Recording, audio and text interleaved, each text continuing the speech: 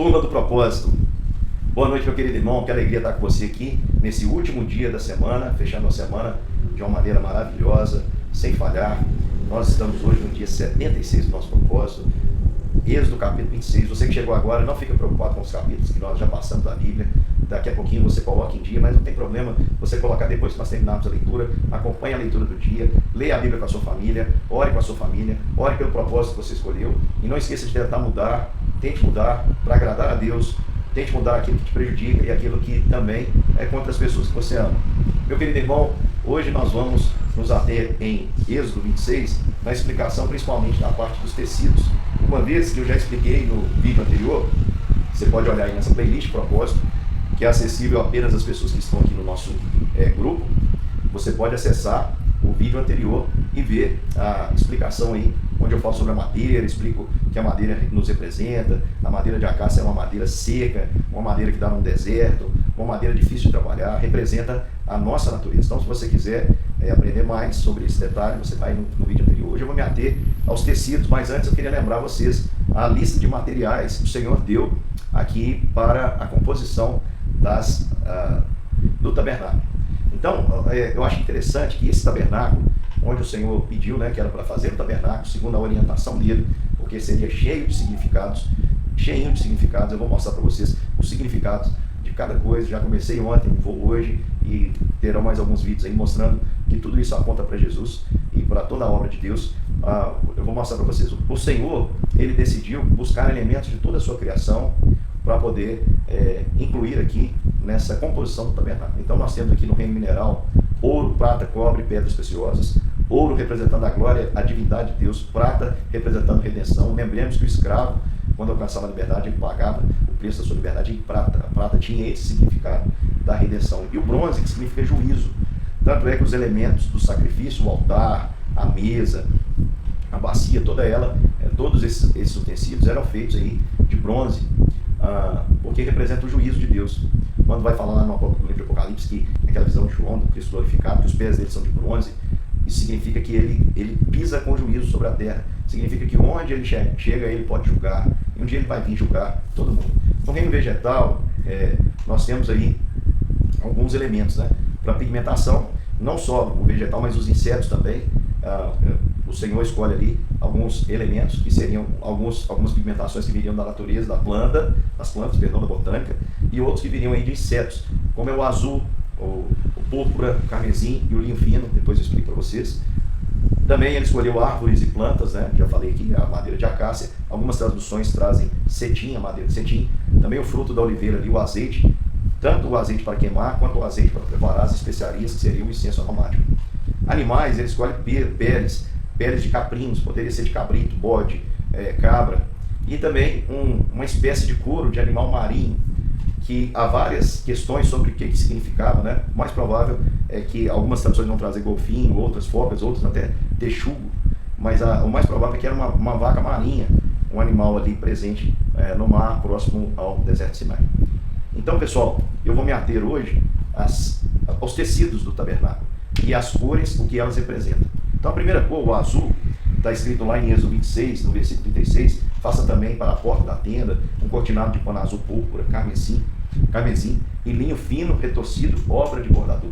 O que o azul representa? Vamos lembrar, daqui a pouco eu vou mostrar para você, que o tabernáculo por fora, ele não era belo, mas quando entrava, havia um esplendor maravilhoso, principalmente por causa do ouro que cobria a madeira de acácia, e o azul ele representa o céu. Então há uma separação sobre o que nós vivemos aqui na terra. Tem muita gente que acha que o céu é aqui. Você está muito enganado, meu irmão.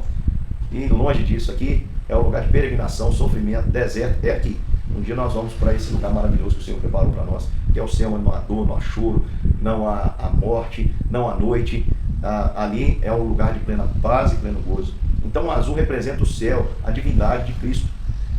Porque a Bíblia nos diz que o primeiro homem, pelo qual entrou o pecado no mundo, é terreno, é carnal. Mas Cristo é celestial, Cristo veio do céu.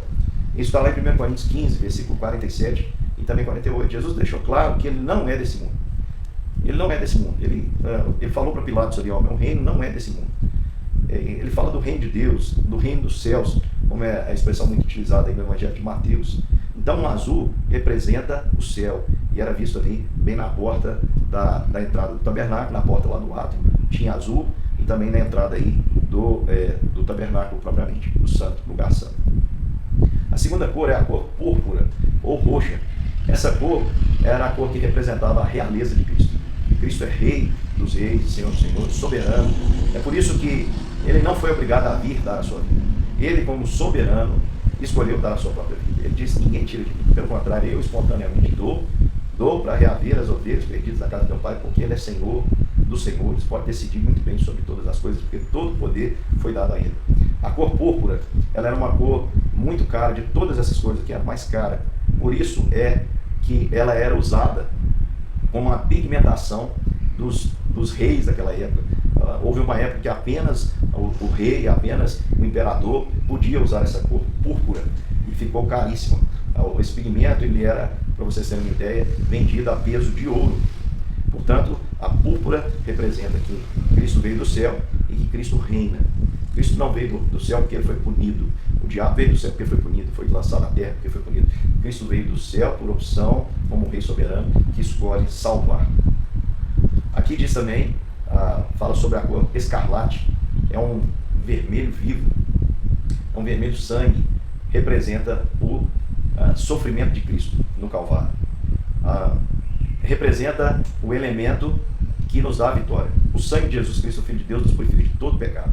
A lei do Espírito da vida em Cristo Jesus nos livrou da lei do pecado e da morte. O sangue de Jesus, irmãos, é poderoso.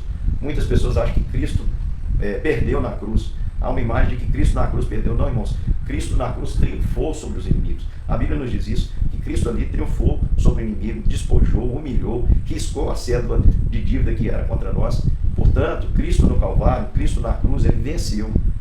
No livro de Apocalipse faz questão de mencionar, quando ele vem, um cavaleiro branco montado, ele tem as suas vestes salpicadas de sangue, porque o seu sangue é que venceu. Quando João chora lá no livro de Apocalipse, um ancião chega para ele: não chora, eis que o leão da tribo de Judá venceu para abrir o livro dos seus 7 selos. E João procura o leão, e quando ele vê um cordeiro, como tendo sido morto, mas ele está de pé pelos séculos dos séculos, porque pela sua morte é que nós temos a vida. Então nós temos aqui um rei que reina com o azul do céu, aliás, alguém que veio do céu, o azul, alguém que reina por causa da cor púrpura, e alguém que veio pagar o preço por nós, o preço de sangue, porque o salário do pecado é a morte, mas o Cordeiro de Deus que tira o pecado do mundo morreu por nós, e não há mais condenação para nós, porque nós estamos nele. E por fim, o linho fino é uma figura de santidade. Só falar um pouquinho antes da escarlate, é muito interessante como era obtida essa cor. Essa cor, ela era obtida através de um verme que fixava-se numa árvore, e esse verme, para poder procriar, ele fixava de tal forma que ele sabia que aqueles seria o seu último momento de vida. Ele fixava ao ponto que, se fosse tirado, ele morreria.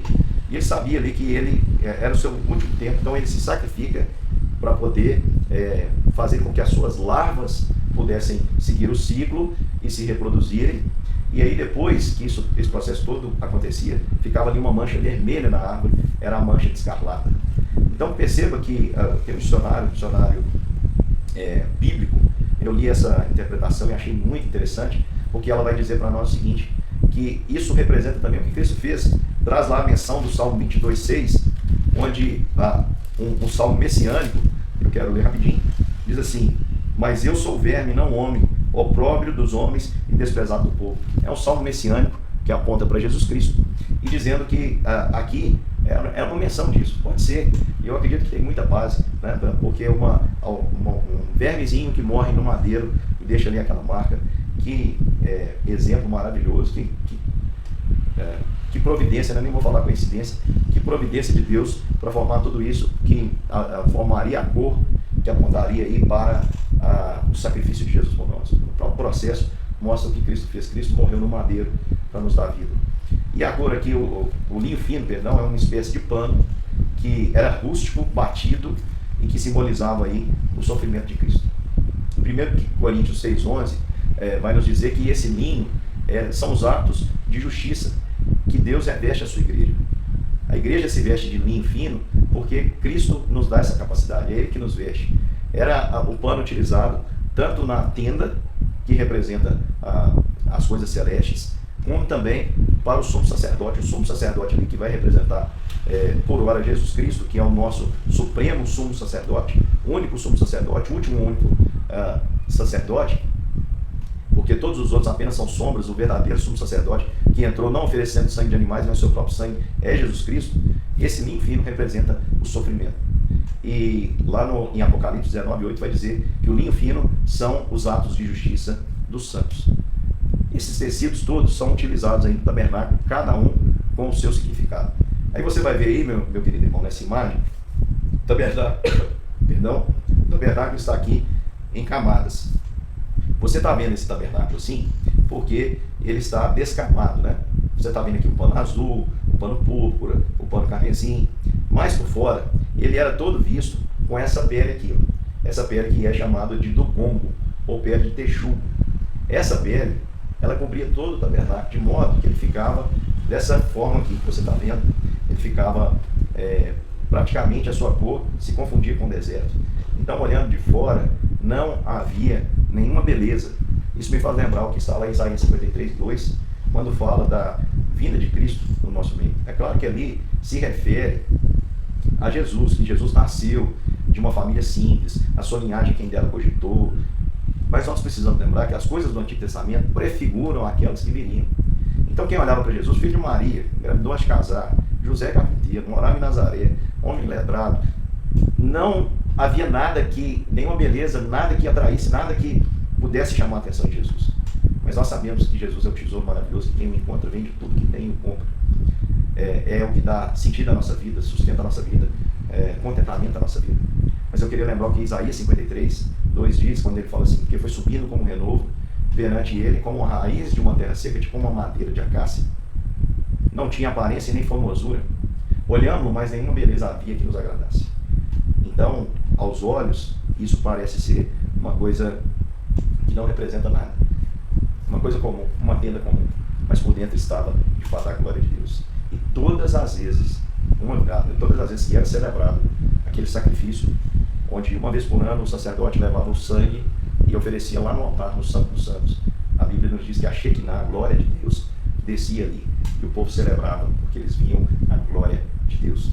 Então, meu querido irmão, aquele ambiente comum, ele era visitado pela glória de Deus. O que estava ali dentro era extremamente precioso. Nós vamos conseguir continuar estudando e aprendendo sobre essas figuras. Espero ter ajudado um pouquinho você a compreender esse texto. Um grande beijo, meu irmão. Parabéns por ter vencido essa semana. Fica firme aí nesse propósito. Estamos juntos e vamos juntos aprender do Senhor, crescer na graça e no conhecimento. Um abraço, um bom domingo. E amanhã, não perca mais um capítulo, porque uma semana de primeira, ela não começa na segunda. Amanhã tem mais. Fique com Deus. Deus abençoe.